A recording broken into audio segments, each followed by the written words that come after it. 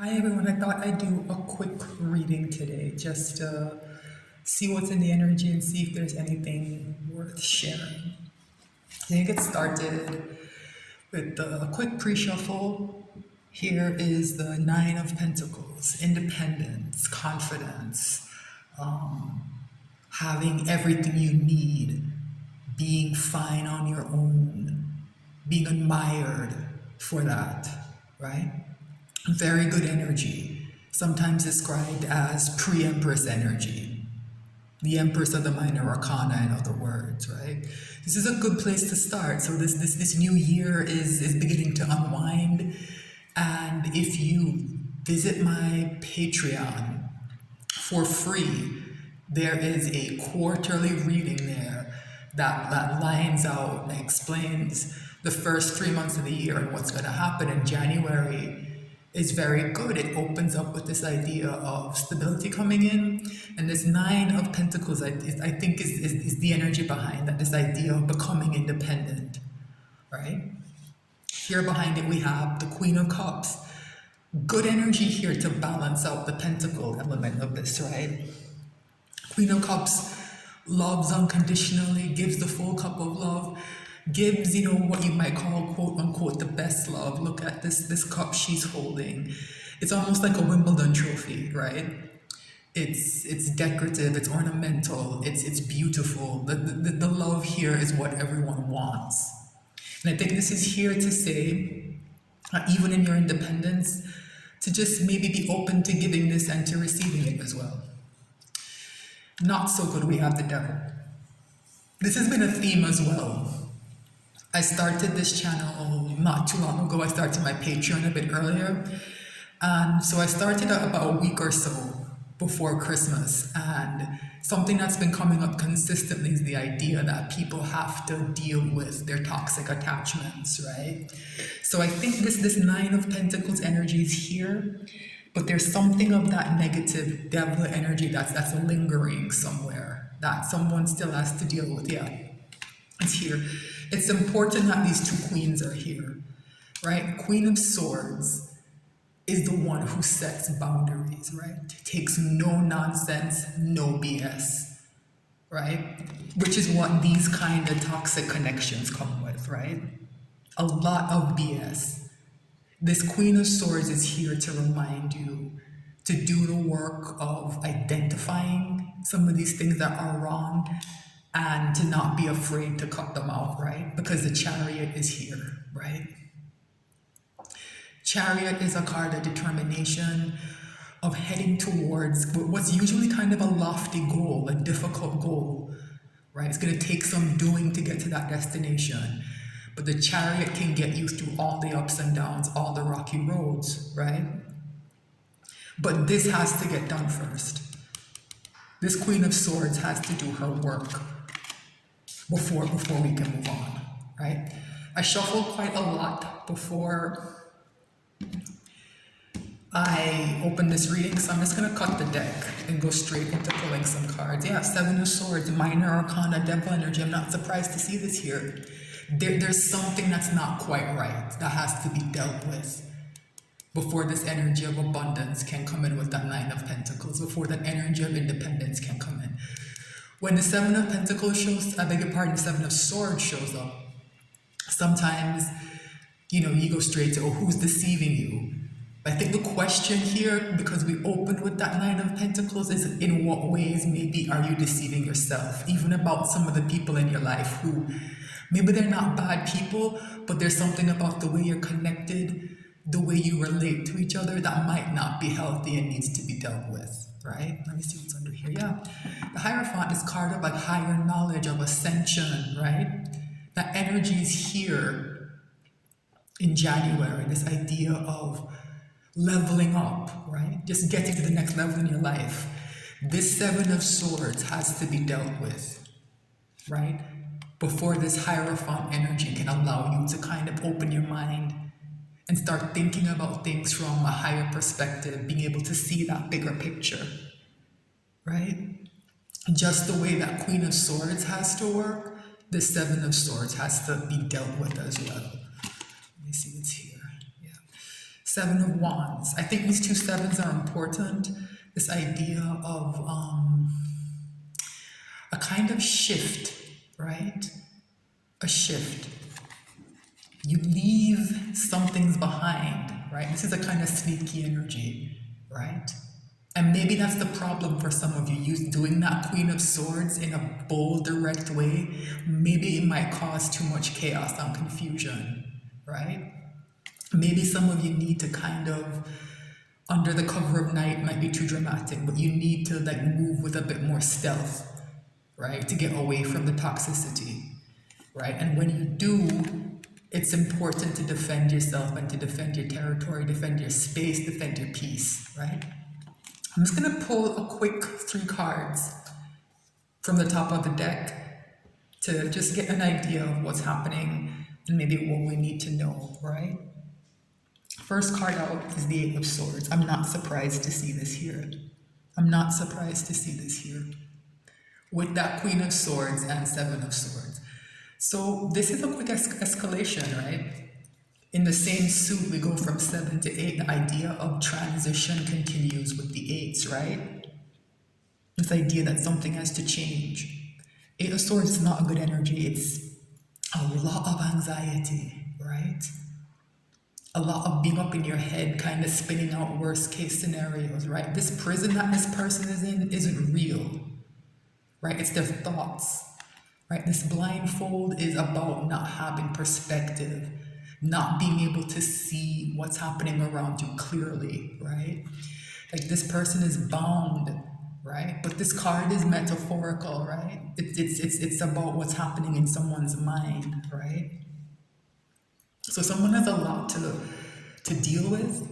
I think this new year may be quite stressful for some people, and it's showing up here. So let's hope some idea of how to help with that shows up next. Yeah, and it does. The Lovers. When I picked up this deck, I think this card was at the bottom before I started shuffling, and it's back. You have to take my word for it, I guess, but that is what happened. This is called the Choice in some decks, some older decks, right? And I think that's what's here. That's what's holding some people back. It's a major choice, a big choice, a life-changing choice, right? It's about, going back to that idea of that Nine of Pentacles, it's about being independent in your relationships. This card, I wish I hadn't shuffled the Devil away now, but this card it's the same card as the Devil. If you can recall what that archetype is illustrated as, it's the Devil is a fallen angel, and it's sitting on top of that card with 2 people, right? The difference is in the Devil card, they're bound by chains, right? It's really the same image, right? But out of that dark perspective into the light. These people are independent, right? That's why that Nine of Pentacles came up so importantly. It's important in this stage of your life, if you found this reading, to be able to stand on your own so that when you relate to other people, the relationships are healthier. I don't know what that means for everyone who's listening. It's going to be different.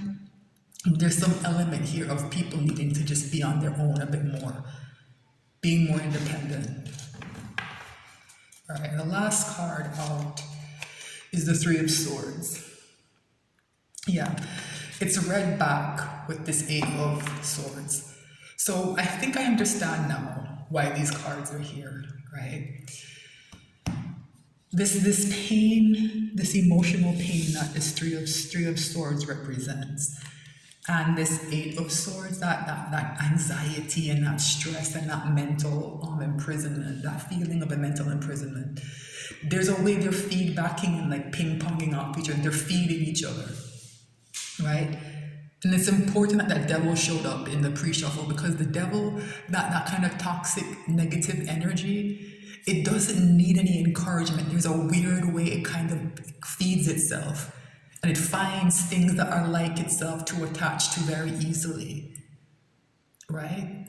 And that's what's happening here in someone's head. Like these, I think negative thoughts are just going around and around and around. But this energy here of a choice, of a decision, of maybe for some of you even like a partnership of some kind, right? That's what this card also represents, right? Coming together with someone on equal footing though, right? In a healthy way.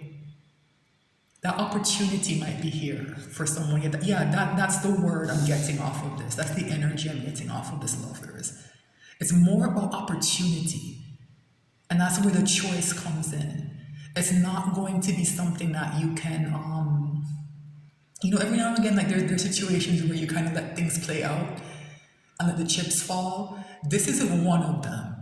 This is a situation where someone's going to have to make an active choice and decide something's going to be difficult as well, right?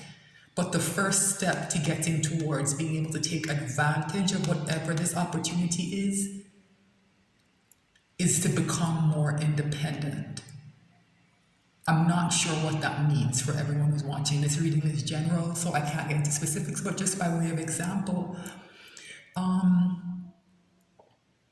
let's say you have even just as a close childhood friend, right? And you've been good friends, since, I don't know, you were 10 years old or something. But there's a way that you two, maybe the time you spend together, the thoughts you share, there's a way maybe they reinforce each other too much, right? When something negative is happening, there's a way when you talk about it that it just makes things look and seem worse than they are. This negative energy kind of swirls, right? That's just an example, right? So if that doesn't resonate, don't worry about that. It's just an example.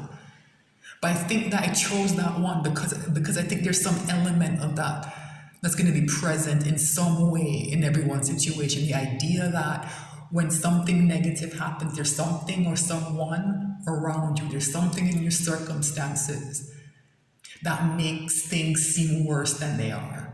And it makes it difficult to solve problems and to move forward. It's almost impossible to solve a problem in this mindset of Eight of Swords, right? Especially when it's underpinned by this deep emotional pain here in the Three of Swords.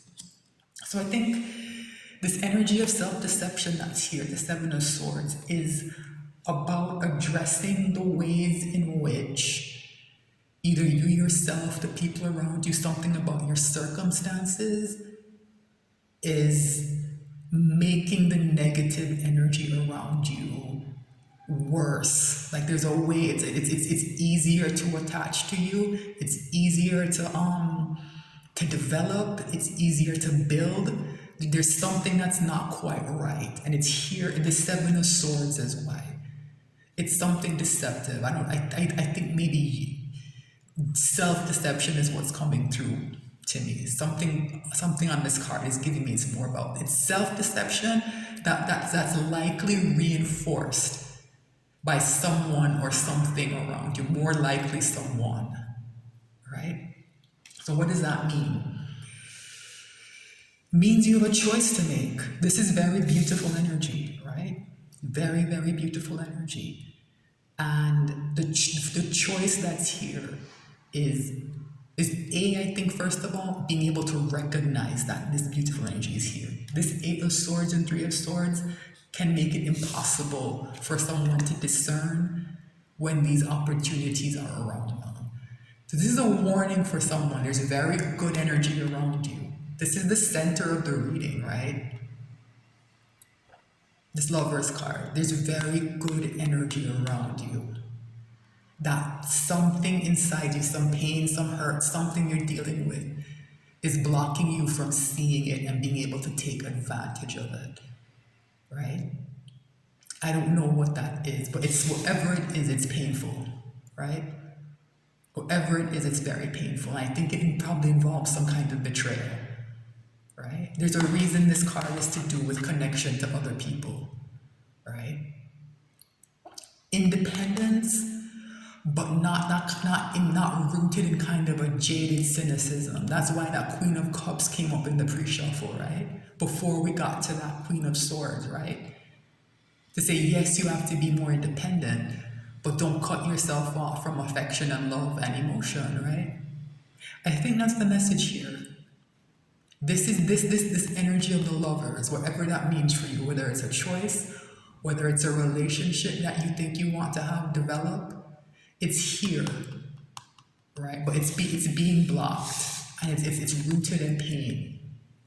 So I think the first step here is to acknowledge whatever this pain is. Maybe write it down, write a journal entry about it.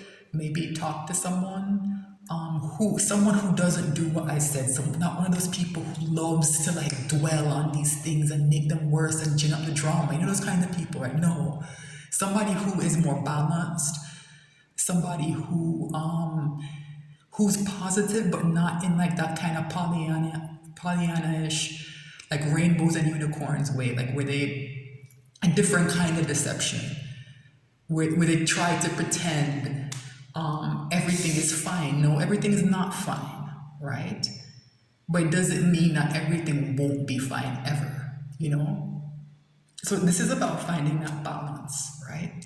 Independence, but independence and openness, right? Independence and openness and the ability to give and to care and to receive that in return. But more importantly, to be open to these very positive forces that are swirling around you that some of you cannot see because you're trapped in your own head. And it's being encouraged, I think, by someone around you. That's why that devil is there. And that energy of independence with that Nine of Pentacles came out so clearly. There's someone or something around most of the people who end up watching this that keeps them here.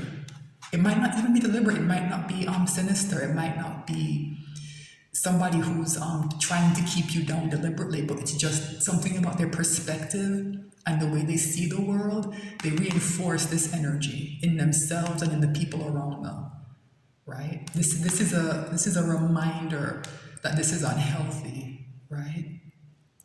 And to find a way to deal with things that are hard, right, without entrapping yourself mentally. And sometimes, that means external help. Like I said, it's the card of anxiety. For some people, that can rise to the level of a disorder that needs professional help. And there's nothing wrong with that, right? If your anxiety's gotten to the point where it's debilitating, you can't function in your life, there's nothing wrong with getting help for it, right? Same goes for depression and other, those other kind of mood disorders, right? Nothing wrong with getting help for it, right? But just make sure that your approach is from the point of view of getting to a place where you can take advantage of positivity, right? Without being kind of naive about it or jaded about it. Find that middle ground where you use your discernment. I think that's a key word here. I think that Queen of Swords is about discernment, right? Being able to spot some of the things in people that keep you away, that kind of build the walls around these things that you can't reach this energy, right? Yeah. This is a message for somebody who is not in the best place mentally because of some difficulty, but there is a positive energy you can kind of sense, but maybe you don't believe it, right? Yeah, it's here, and your state of mind has to shift out of this kind of self-defeating way of approaching things. Be realistic, right? Don't be one of those people who always thinks the best is gonna happen for them. That's delusional, right? Don't do that. Be realistic and be sensible, right? But don't be jaded, don't be cynical, don't be pessimistic, right? Try to find that balance. It's a very balanced energy, very balanced card, right? And it's the center of the reading. It's saying that these two things on either side of it are out of balance, right? This is about standing on your own for a while and finding that balance inside yourself so then you can have better connections, right? All right, that's the reading. Thanks so much for watching. Remember to like, share, and subscribe, please. I'm new to YouTube, so I'd appreciate it a great deal. All right. Thanks so much for watching.